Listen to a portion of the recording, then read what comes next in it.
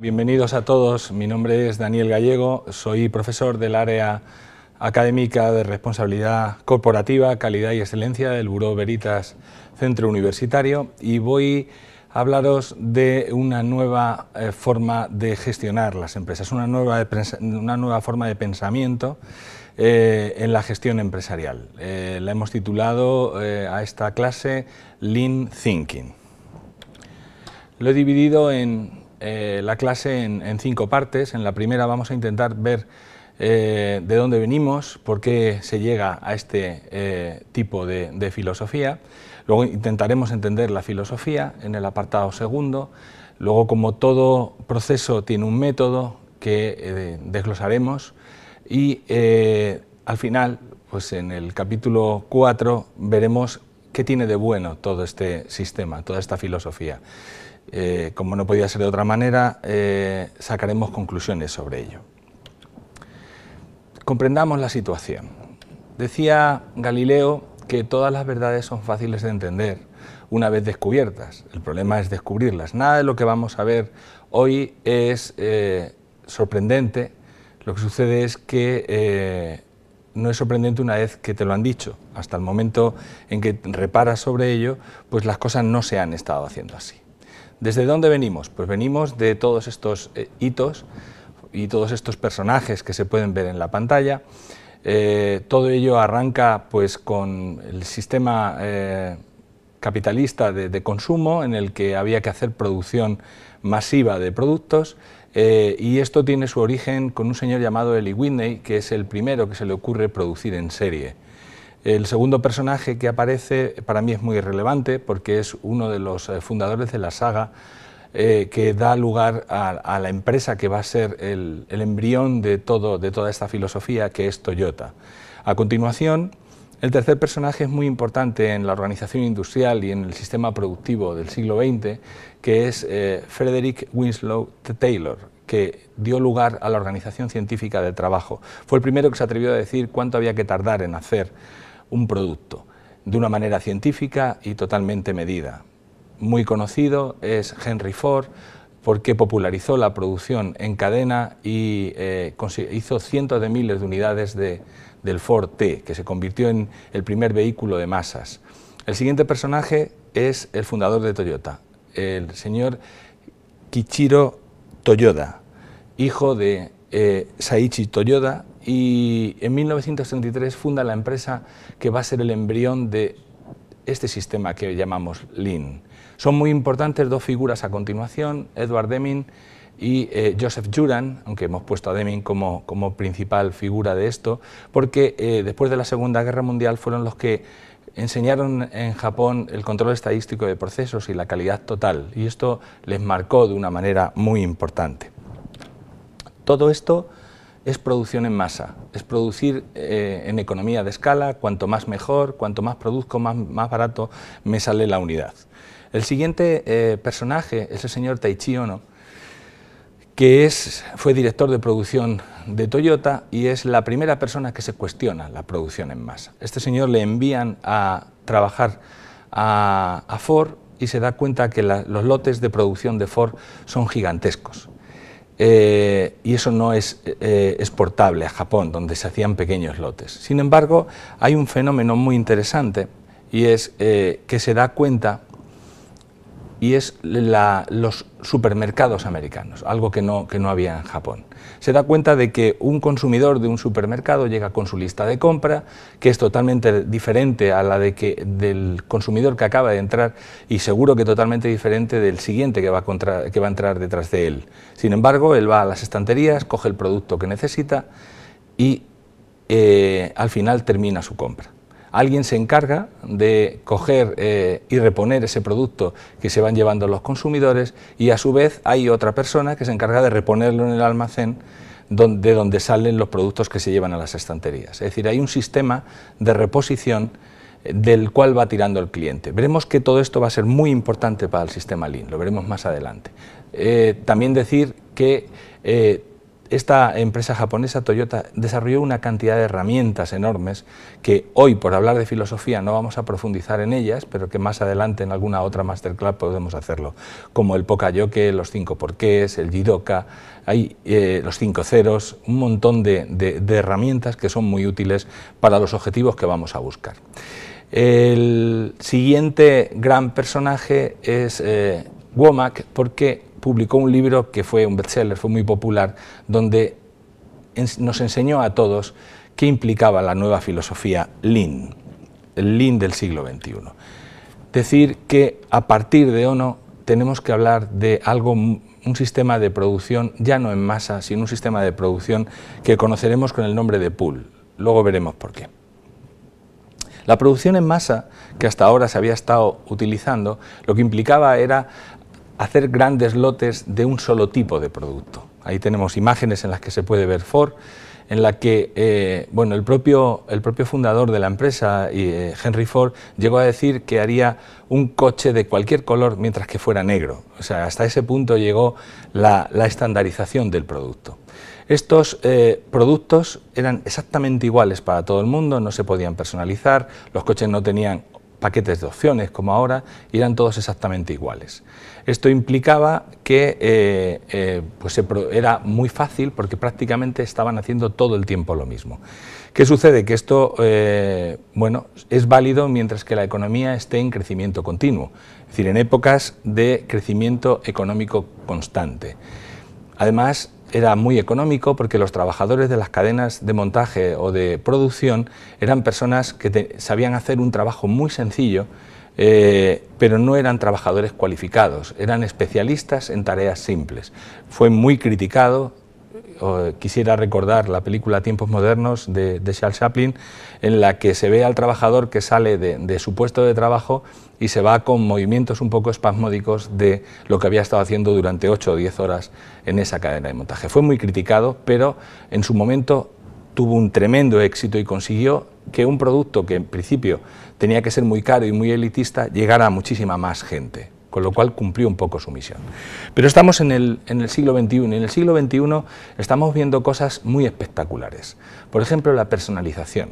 He puesto ahí 2 ejemplos, uno de ellos está cogido de la página de Nike, donde se puede ver que uno puede elegir los colores de su zapatilla, le pueden escribir sus iniciales, puede personalizarlo hasta unos extremos nunca antes vistos. Estamos viendo abajo los botes de Coca-Cola también, cada uno con su nombre. Es decir, nos gusta que las cosas tengan algo que a nosotros nos resulten cercanas, personales. Además, tenemos que añadir que vivimos en una economía globalizada donde ya mi competidor no es la empresa que está al lado o dentro de mi propio país. Mi competidor puede ser cualquiera, porque la comercialización se puede hacer vía Internet desde países remotos. Entonces, ¿qué implica la personalización? Pues la personalización implica bajo volumen de producción, que es justo lo contrario que antes, implica una gama de alta variedad, también justo al contrario que antes, implica que todo esto además hay que hacerlo reduciendo los precios lo máximo posible, aumentando la calidad. El cliente es exigente hoy en día, ya no quiere cualquier cosa porque hay mucha oferta de muchísimas empresas distintas y no se va a conformar con algo de baja calidad. Además lo queremos ya, queremos que nos lo entreguen en un tiempo lo más breve posible. Amazon está hablando de entregas en 2 horas desde el momento que lo compras. Esto es impresionante desde todo punto de vista. Que no reparamos en ello porque vivimos cada día con ello y no nos damos cuenta del avance que implica esto, ¿no? Y las empresas se tienen que adaptar a la demanda, mientras que antes eran un poco ellas las que marcaban el ritmo del mercado.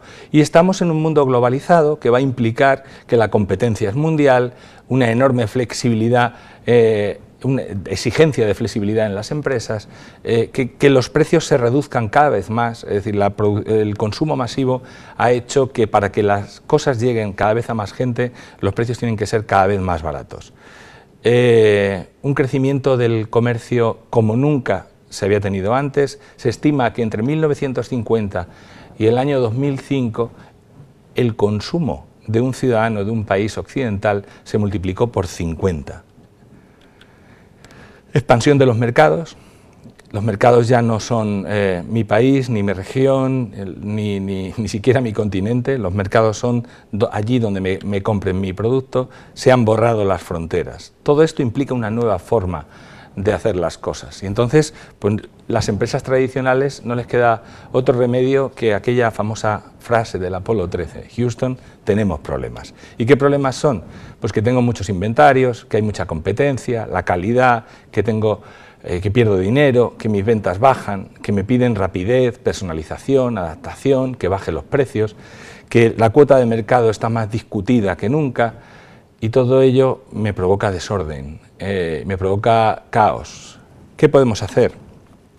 Bueno, está claro que si, como hemos hecho las cosas hasta ahora, pues no se pueden seguir haciendo, habrá que buscar una forma diferente de hacer las cosas. Pero vamos a ser un poquito más exigentes. Vamos a buscar una forma mejor de hacer las cosas, porque diferente no tendría por qué implicar que las cosas no fueran mejor. El señor Deming, del cual hemos hablado antes, cuando le hablaban de por qué una empresa tenía que complicarse la vida cambiando de los pies a la cabeza todos sus procesos, él dijo una frase irónica bastante interesante. Dijo algo así como: no es necesario cambiar, la supervivencia no es obligatoria. Evidentemente está en la línea de lo que decía Darwin, ¿no? La especie que sobrevive no es la más inteligente ni la más fuerte, sino la que mejor se adapta al medio. Si no quieres sobrevivir, no cambies, sigue haciendo las cosas de la misma manera. El concepto Lean, que por supuesto yo estoy seguro que ya habéis oído hablar de él, se ha aplicado a muchísimas cosas. Se ha aplicado a la fabricación, se ha aplicado a los servicios, a la logística, a la gestión, pero queremos dar un paso más, queremos aplicarlo a las organizaciones. Y si lo aplicamos a las organizaciones, tenemos que hablar de pensamiento Lean, tenemos que pensar en Lean. ¿Y qué es el Lean? ¿Cuál es la filosofía del Lean? Bueno, como hemos dicho antes, el reto de las empresas es buscar en un mercado global, tenemos que buscar maneras que nos permitan competir. Todo el Lean Manufacturing, que es una parte del Lean, como hemos visto, tiene su origen en el legendario sistema de producción de Toyota, que fue popularizado en todo el mundo como Just in Time, desarrollado a partir de los años 50 en Toyota y popularizado en los años 80 en todo Occidente, que implicaba muchas cosas nuevas que antes no se habían estado haciendo. El pensamiento Lean implica que tengo que dejar de pensar de la manera clásica y tengo que empezar a pensar de la manera nueva. El pensamiento, esta transparencia lo que quiere indicar es algo que me contaron, o que oí, mejor dicho, en televisión, a un endocrino que decía que para hacer una dieta y adelgazar, lo primero que tenía que conseguir en sus pacientes es que dejaran de pensar como gordos y empezaran a pensar como delgados. Un delgado no piensa en lo que va a dejar de comer, un delgado piensa que eso es lo que tiene que comer, mientras que un gordo está pensando en que ha dejado de comer un montón de cosas para ser delgado. Entonces, lo primero que tienen que conseguir las empresas es pensar de una manera delgada. ¿Qué significa pensar de una manera delgada en las empresas? Pues significa un proceso de cambio que supone romper con el pensamiento tradicional. El Lean es una palabra inglesa que tenía una traducción directa como podría ser magro, sin grasa, esbelto, pero que a nivel empresarial lo que significa es que el sistema productivo, que el sistema organizativo de la empresa es ágil y flexible, que tiene capacidad de adaptarse a las necesidades del cliente. El Lean consiste en la aplicación sistemática y habitual de un conjunto de técnicas que buscan la mejora de los procesos a través de la reducción de todo tipo de desperdicios.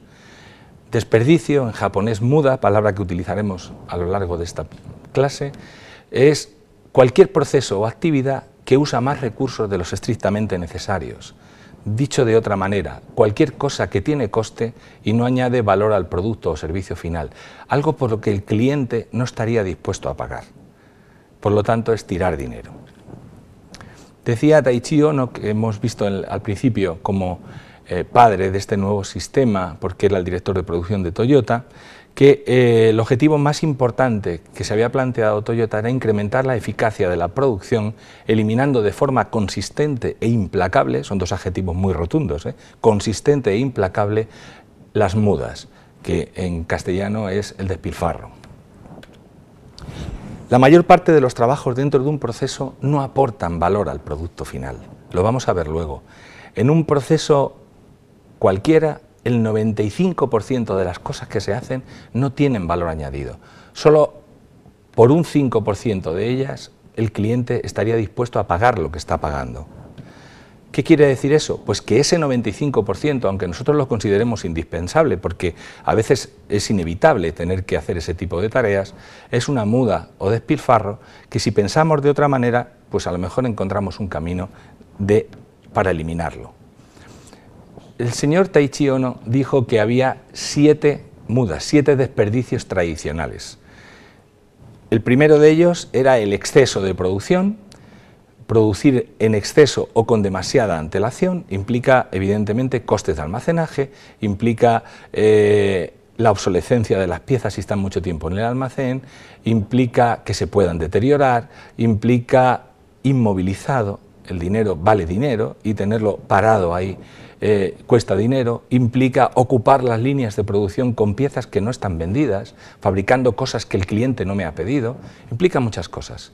También encontró como un desperdicio importante, como una muda importante, las esperas. Cuando un trabajador o un equipo están parados, eso cuesta dinero, hay que intentar que no suceda. El transporte es la tercera.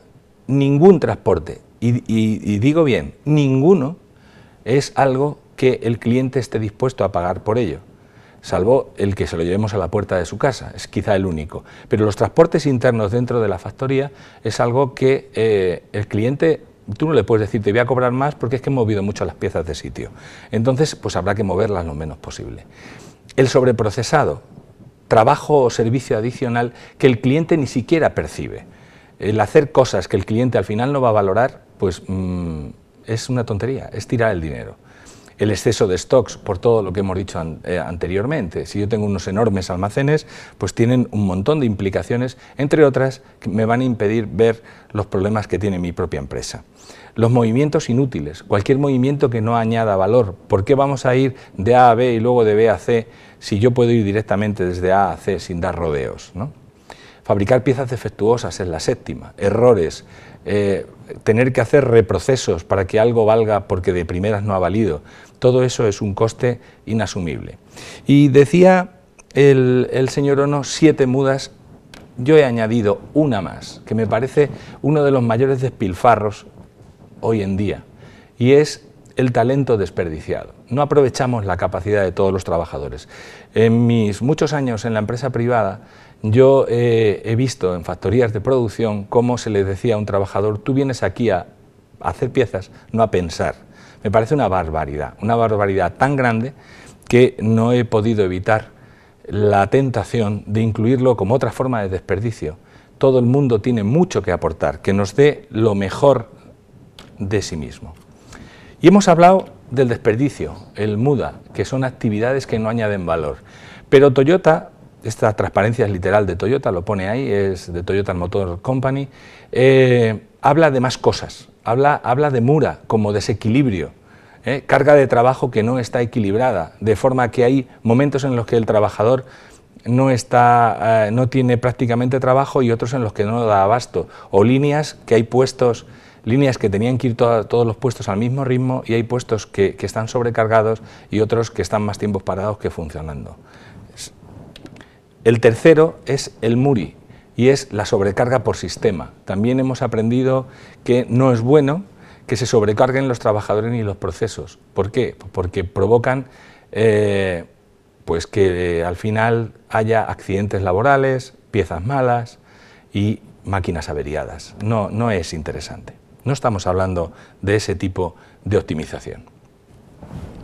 ¿Y cómo vamos a hacer todo esto? Porque está muy bien como filosofía, pero al final esto habrá que hacerlo práctico de alguna manera. Bueno, pues vamos a intentar dar una receta, aunque ya digo que este sistema no es una receta. Pero ¿cómo podemos empezar? Pues hay 5 principios, los que se pueden encontrar en todos los sitios, los 5 principios del Lean. El primero es identificar el valor. Y aparece ahí algo muy interesante, que es que el valor lo identifica el cliente. ¿Qué quiere decir esto? Que valor, en primer lugar, solo va a ser aquel trabajo que el cliente está dispuesto a pagar. ¿Cómo se camina hacia la creación de valor? Pues examinando los procesos desde el punto de vista del cliente. Eso queremos decir con que es el cliente el que va a focalizar todo. El valor es el punto de partida, solo haremos aquello que aporta valor. Lo va a definir el cliente lo que es valor y no es valor. No es algo interno que decida la empresa lo que tiene valor o no tiene. El valor sí que lo crea la empresa, pero lo define el cliente. Entonces hay que replantearse qué aporta realmente valor. Muchas veces en las empresas no se cambia porque siempre se ha hecho así. Nos limitábamos a lo que ya había. No, a partir de ahora no nos vamos a limitar. No nos vamos a limitar porque hayamos hecho una inversión que esté pendiente de amortizar. Es que como hemos comprado este equipo, no lo vamos a dejar parado ahora. Si no es necesario y estirar, no se va a hacer. Y vamos a dejar de pensar en economías de escala. Muchísimas veces lo llevamos implícito, pues por culpa de tantos años trabajando así, que si hacemos grandes lotes, al final todo es mucho más barato. Y eso es un error. Lo que hacemos al final es tirar más dinero. Si nos vamos al siguiente punto, es el de identificar y representar el flujo de valor. Lo que hemos llamado eliminar las mudas a través de un mapa de valor. El flujo de valor es el conjunto de acciones necesarias para fabricar un producto o suministrar un servicio. No está visto desde el sentido de la cadena de valor de Michael Porter. Existe mucha cantidad en los procesos, tanto de muda como de Mura como de Muri. ¿Y qué es lo que se hace? Pues se dibuja un mapa de flujo de valor, ahí están las siglas en inglés, el Value Stream Mapping. Se mira dónde tengo operaciones que están creando valor, dónde hay operaciones que no crean valor o apenas crean valor, se eliminan y se crea el nuevo Value Stream Mapping, eliminando los desperdicios que se han encontrado en ese estudio. El siguiente punto es crear y mantener un flujo. Eliminemos los lotes. Estamos acostumbrados a trabajar con lotes. Sé que va contrario a la intuición porque hacer las cosas de esa manera se ha venido haciendo desde que somos pequeños. Pero tenemos que sustituir el mundo de los lotes y las colas. Lo único que sirven es para ocultar los problemas. Los stocks ocultan los problemas. Los defectos se descubren tarde, hay falta de comunicación entre los puestos, los plazos de entrega se hacen muchísimo más largos. Tenemos que ir al concepto de flujo de una pieza. Implica que una única pieza pasa de operación en operación en lugar de ser el lote de piezas el que se desplace. Conectar el flujo de las actividades creadoras de valor. He ahí el secreto, hacer que fluya el valor. Y para ello hace falta un cambio de paradigma, un cambio en nuestra manera de pensar.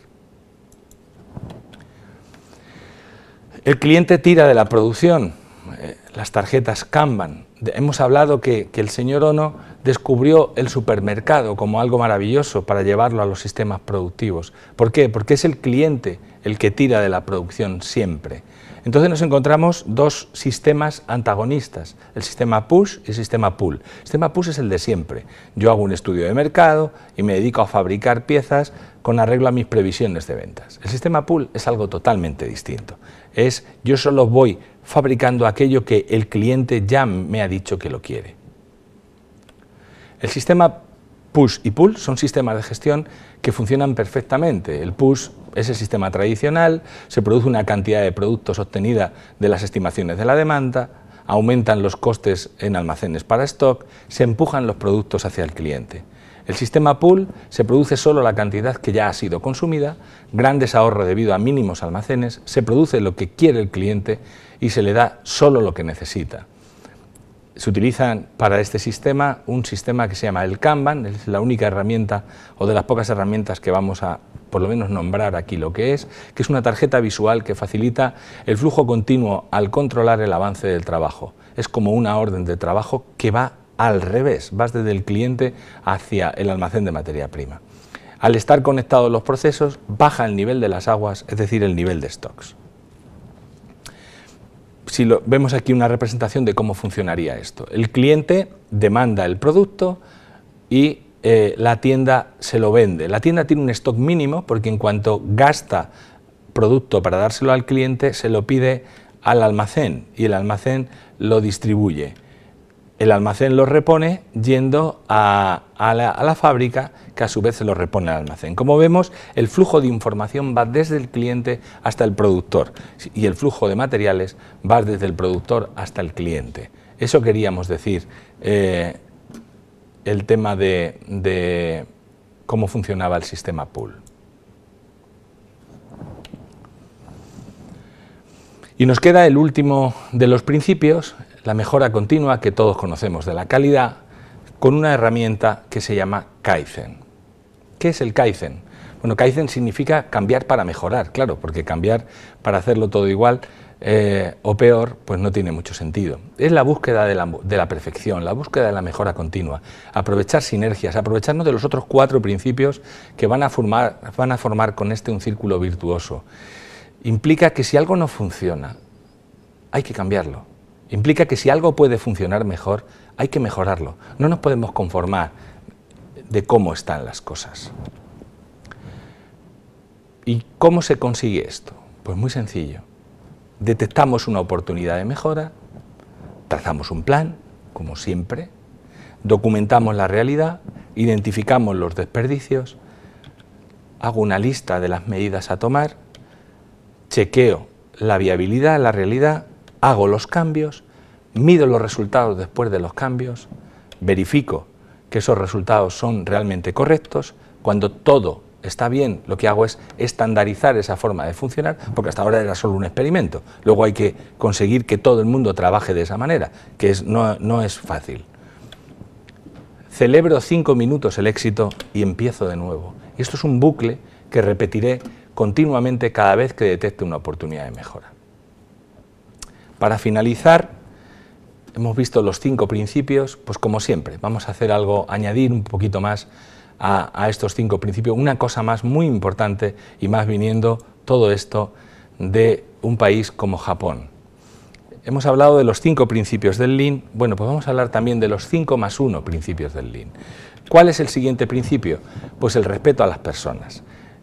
Observábamos que la octava muda era el despilfarro del talento de nuestros trabajadores. Bueno, pues yo quiero incluir aquí que los líderes no se compran, se hace crecer a las personas que están dentro de la organización, que hay que desarrollar personas y equipos excepcionales, que hay que respetar a socios y a proveedores, desafiándolos y ayudándolos a mejorar, y hay que dedicar tiempo. Esto no es una tarea que se haga en un minuto.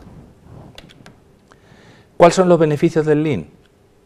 Pues bueno, los beneficios del Lean ahí están. Mejora la calidad del producto o servicio, mejora la distribución de los espacios, lo cual da más flexibilidad, optimiza la mano de obra, garantiza una mayor eficiencia de los equipos, minimiza los tiempos de espera, elimina los riesgos de seguridad. En resumen, todos los indicadores importantes, ahí los tenemos: compras, producción, área, inventarios, calidad, lead time, se reducen sustancialmente, se consiguen mejoras espectaculares. Por resumir, se habla que con el Lean se puede alcanzar una productividad 4 veces mayor, la productividad se multiplica por 4, la calidad se multiplica por 12 y los costes se dividen a la mitad. Si esto es así, es espectacular. Al final de todo, ¿cuáles son nuestras conclusiones?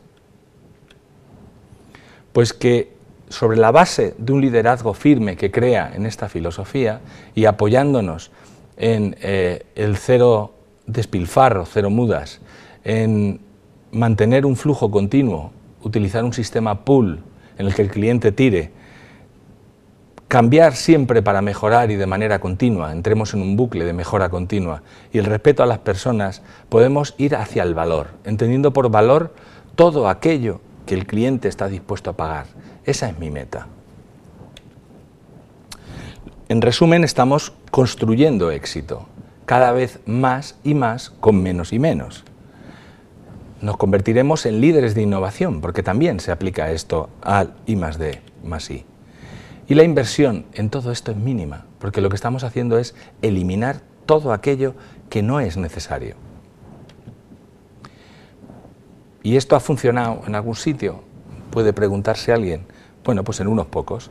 Es decir, Toyota fue el origen, pero ahí está Ford, Porsche, Renault, Boeing, Airbus, Johnson & Johnson, Pratt & Whitney, Nike, John Deere. Bueno, son algunos ejemplos, hay más, hay más, pero estamos viendo que muchísimas empresas ya están inmersas en procesos Lean.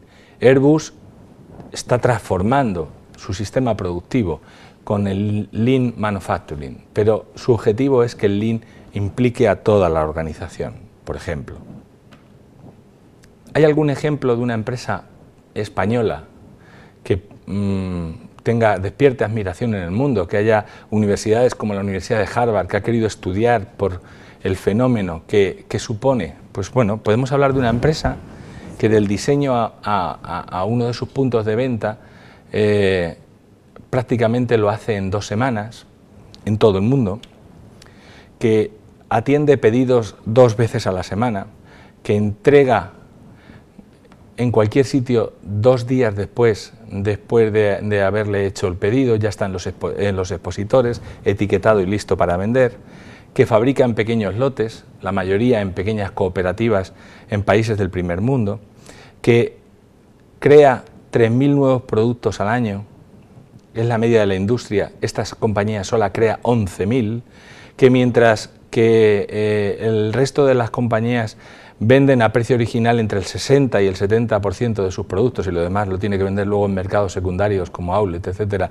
Esta empresa es capaz de vender el 85%, que solamente tiene una tasa de no vendidos inferior al 10% frente al 17-20% de su sector, que lo que dedica a publicidad es el 0,3%, mientras que el resto de empresas de su sector está entre el 3 y el 4%, y que además la venta es directa, tiene solo un 0,5% de ventas por Internet. Esta empresa es Zara, que pertenece al grupo Inditex y es un ejemplo mundial, un momento en que Zara duplicaba su tamaño cada 2 años, era impresionante. Y ya digo que la Universidad de Harvard llegó a estudiarla. Es un ejemplo de Lean Thinking. Advertencias. Hay que advertir, esto como toda medicina tiene también los efectos secundarios o se puede interpretar mal alguna cosa, ¿de acuerdo? ¿Qué tenemos que tener en cuenta? Pues que no es una receta, El Lean no es una receta. El Lean no es una pastilla que yo me tomo y ya está, no es un producto, una máquina, algo que compro, es algo bastante más profundo. Tampoco es un conjunto de herramientas, hemos dicho que es una forma nueva de pensar, una nueva forma de ver las cosas. Tampoco es una teoría, puesto que ya se ha puesto en práctica, no es solo bla bla bla y filosofía, es una actitud, implica constancia, implica firmeza, implica tomárselo muy en serio y dejar de pensar que hay cosas que no se pueden hacer, porque todo es posible. En definitiva, que todos queremos ver que en el Lean, que el éxito es nuestra próxima salida y debemos cogerla.